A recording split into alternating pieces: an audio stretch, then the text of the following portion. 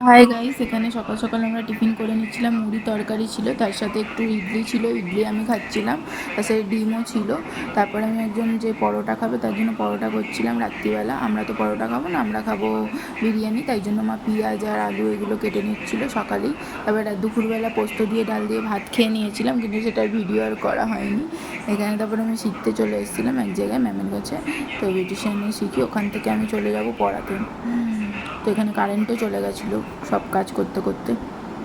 তারপরে আমি চলে এসেছি এখানে পড়াতে, চলে এসেছি। এখানে এই বোন পড়াচ্ছি এদেরকে। এখানে একটা গল্প ছিল তাল নবমী, এটা বললাম আমার খুব কষ্ট লাগে আর কি বলবো। তারপর এখানে আমি একটু মুড়ি খেয়ে নিচ্ছিলাম। মুড়ি খাওয়ার পর এখানটায় আমি এখানে ঘরটা ঝাড় দিয়ে পরিষ্কার করে নিচ্ছি।